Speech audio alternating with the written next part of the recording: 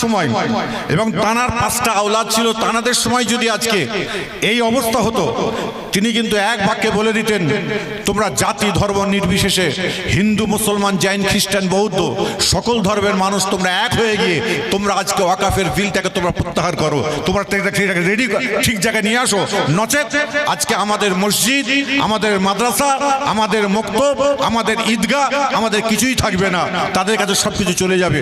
এমন একটা দিন আসছে, আপনার মাথায় রাখবেন, আপনি মারা যাবেন, মারা যাওয়ার পরে আপনার লাশের আমরা কাফন পরাতে পারবো, গোসল দিতে পারবো, কিন্তু কর্মস্থানে আপনাকে, আপনার কর্মস্থানে আপনাকে আপনার মাটি দিতে পারবো কিনা সেটা কিন্তু সন্দেহ রয়ে গেছে, সেটা কিন্তু সন্দেহ রয়ে যাচ্ছে।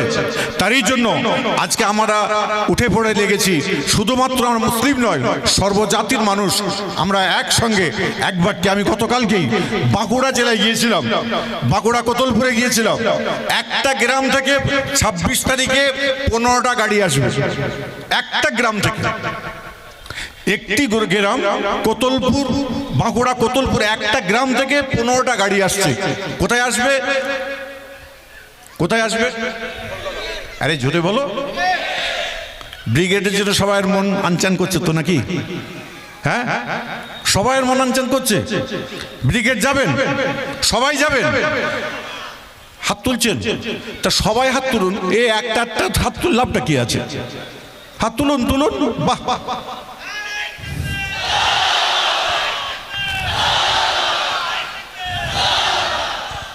আর কিছু স্লোগান নেই? দাও। আরে অকবিল মানছি না, মানবো না, মানছি না, মানবো না, কালো আইন মানছি না, মানবো না, মানছি না, মানবো না, বিজেপির বিরুদ্ধে করতে হবে একসাথে, আরএসএস এর বিরুদ্ধে করতে হবে একসাথে। নারায়ে তাকবীর, আল্লাহু আকবার। কিন্তু যেভাবে এখান থেকে তকবীরটা দিল, যেভাবে আওয়াজ দিল, সে আওয়াজ কিন্তু আপনাদের কাছ থেকে আমরা পেলাম না। এটাই হলো কষ্ট, এটাই হলো ব্যথা। আপনারা যারা বসে আছেন অনেকেই ভাবছেন ওয়াকাফের সম্পত্তির বিষয়টা নিয়ে আপনারা অনেকেই জানেন না। ওয়াকাফটা কি? খালি মনে আছে মসজিদ আমার ওয়াকফ করতে হবে, মাদ্রাসা আমার ওয়াকফ করতে হবে, আমার ঈদগাহ আমার ওয়াকফ করতে হবে, এইটুকু তিনটে জিনিস আপনার আমার মাথায় আছে।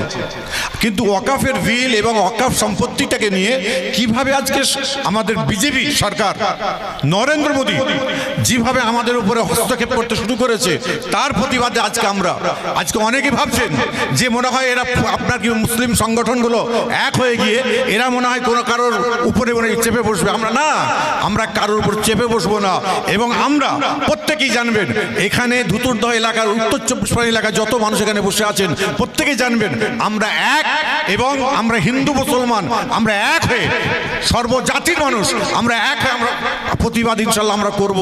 এবং সেই প্রতিবাদকে আমরা যদি সঠিকভাবে যদি নিয়ে আসতে পারি, আজকে আপনার মাথায় রাখবেন, এখানে শুধুমাত্র ধুতুরদহ আপনার কি বলে এই জায়গাতে নয়, এই প্রোগ্রাম, এই আমাদের বসে আপনি যে অনশন করার জন্য দিল্লিতে যেতে হতে পারে, আমরা দিল্লিতে যাওয়ার জন্য প্রস্তুত আছি।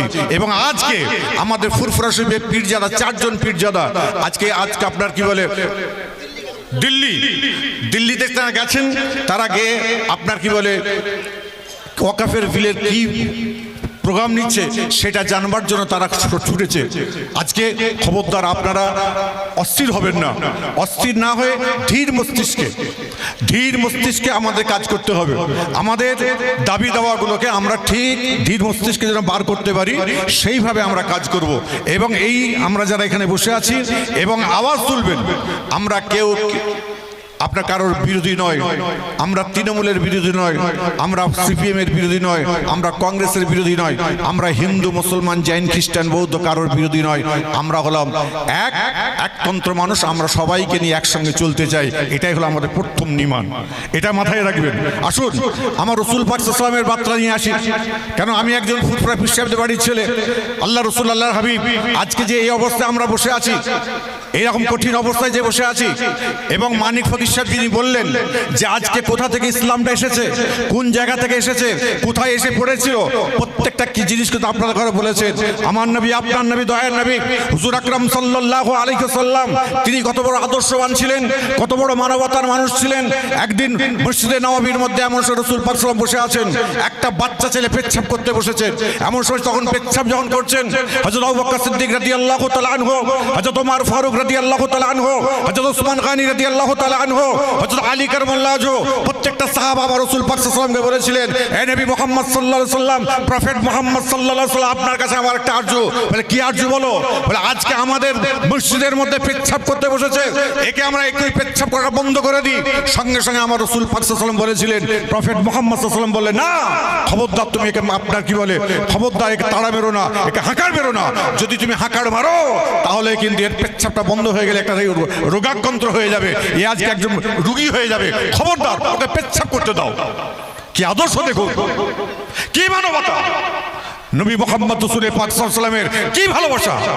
যখন পেচ্ছাপ যখন কমপ্লিট হয়ে গেল, সেই সময় বললেন, এই বেটা শোনো এখানে। হ্যাঁ বলুন। বলে বাবা তোমাদের গির্জা আছে না? বলে হ্যাঁ আছে। তোমাদের চার্চ আছে? বলে আছে। এটা আমাদের মসজিদ, এটা আমাদের ইবাদতখানা।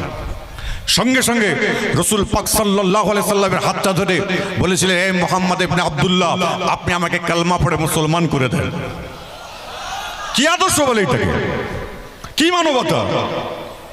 আজকে আমরা শুধুমাত্র এই জায়গায় বসে আছি, অনেকে ভেবে বসে আছি যে এর দ্বারা আমরা কিছু পাবো, এর দ্বারা কিছু টাকা পাবো, এর দ্বারা কিছু পয়সা পাবো।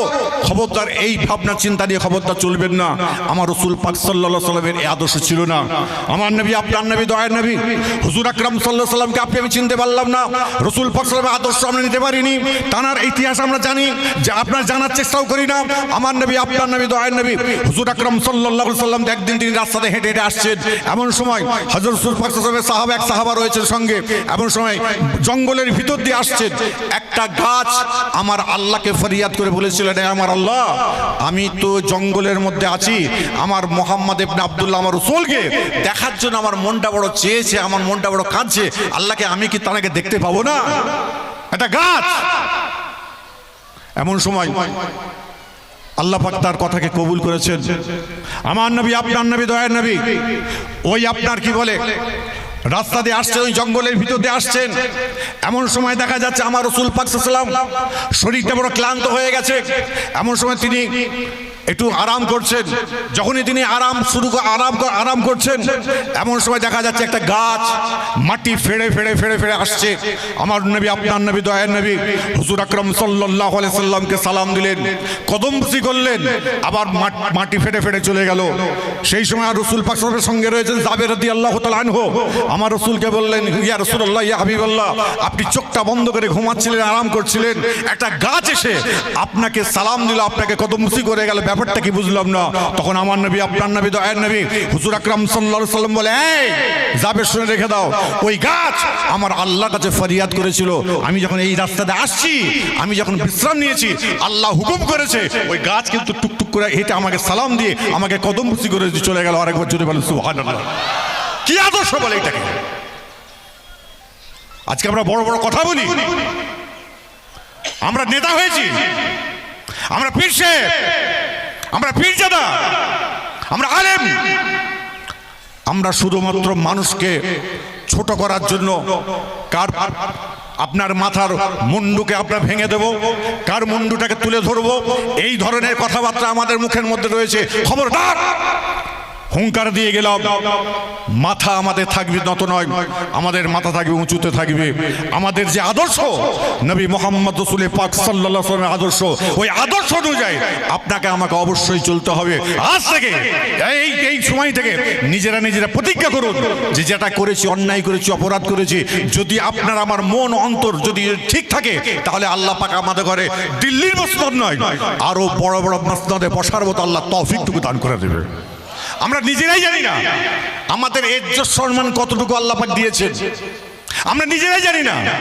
আমি পীর সাহেব, আমি পীরজাদা, আজকে আমার কত ইজ্জত দিয়েছে আল্লাহ পাক দিয়েছেন আমি নিজেই জানি না, শুধুমাত্র মানুষকে প্রচলনায় ফেলে মানুষের ক্ষতি করব কি করে, এই করে আজকে আমরা শেষ হয়ে যাচ্ছি। তারই জন্য আপনাদের প্রত্যেককে বলবো, ওয়াকাফের বিলের বিরুদ্ধে আমরা আজকে ওয়াকাফের বিল যেটা সরকার চেয়েছে আমরা সেইটাকে ধিক্কার জানাবার জন্য আজকে আমাদের সমাবেশ।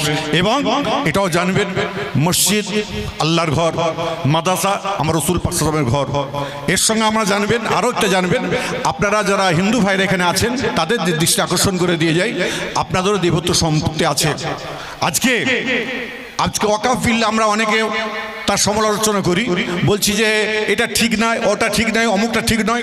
বাংলাদেশ থেকে একটু আগেই বলছিলেন, বাংলাদেশ থেকে আপনার কি বলে যত মানুষ এসছেন 80% মানুষ ওয়াকাফের সম্পত্তির উপর তারা বসে আছে, ওয়াকাফের সম্পত্তির উপর বসে আছে। কত কলেজ আছে, কত আপনার কি বলে মসজিদ আছে, মসজিদ তো আছেই, মাদ্রাসা আছে, তো ওয়াকিফ করাই আছে এগুলো। খবরদার, আমাদের ঘরে যদি এইভাবে যদি অত্যাচার হয় আমরা কোনোদিন মেনে নেব না।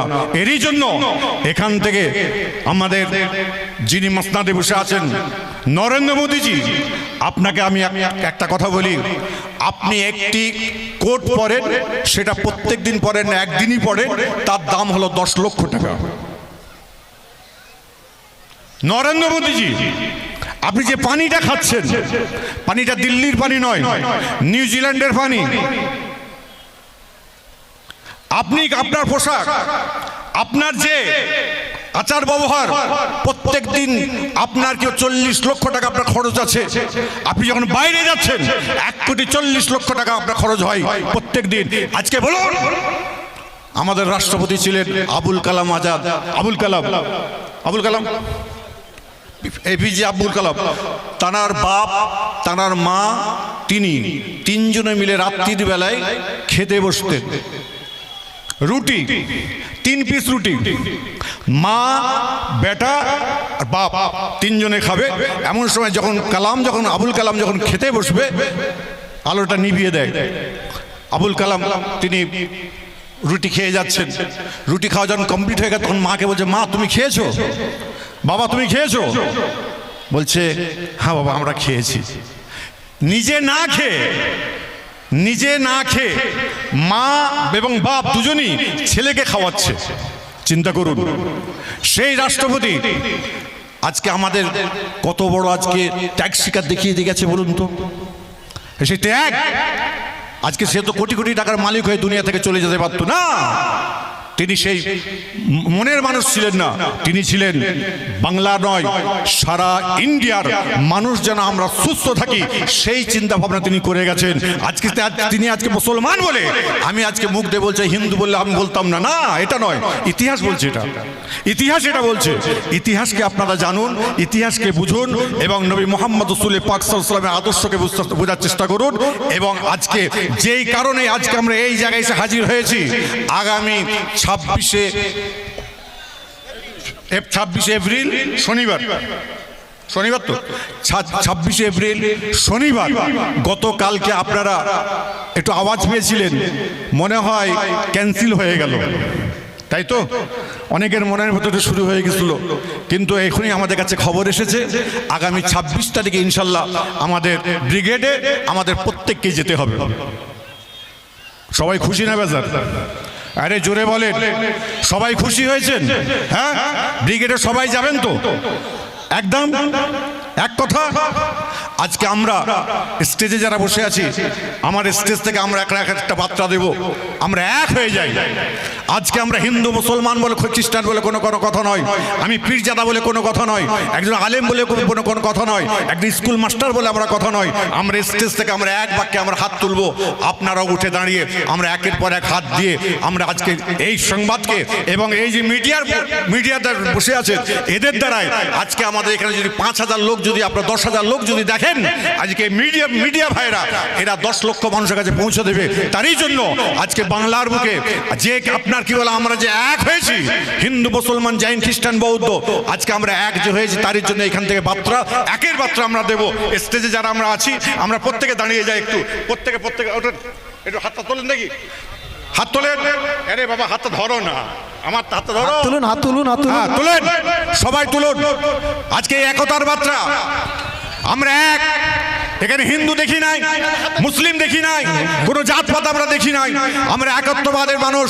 আমরা 26 তারিখ নয়, যতদিন ধরে আজকে ওয়াকফের বিলকে আমাদের জন্য ঝুলিয়ে রাখবে সেই দিন পর্যন্ত আমরা প্রত্যেকে কিন্তু এইভাবে একতার সঙ্গে থাকবো আজীবন। আমরা যেন এক হয়ে থাকতে পারি, এটাই আপনাদের কাছে এই বার্তা দিলাম। মিডিয়ার ভাইরা যারা আছেন তাদের দৃষ্টি আকর্ষণ করে দিয়ে যাই, আপনার এই একতার বার্তা উত্তর 24 পরগনা মিনাকা থানা থেকে আমরা দিলাম। এই বার্তা সারা বিশ্বের মানুষের কাছে আওয়াজ যেন চলে যায়। এই বার্তার দ্বারাই, এই হাত তোলার দ্বারাই আমরা একতার ডাক দিয়েছি। এই এক ডাক ইনশাল্লাহ 26 তারিখ আমরা ইনশাল্লাহ দেব। এবং 26 তারিখে আমাদের যারা আছেন তারা যে আইডিয়া দিয়ে কথা বলবেন সেইভাবে আমরা নিয়ে ইনশাল্লাহ আমরা চলাফেরা করব। এই বলে আমার সংক্ষিপ্ত এখানে বক্তব্য শেষ করলাম।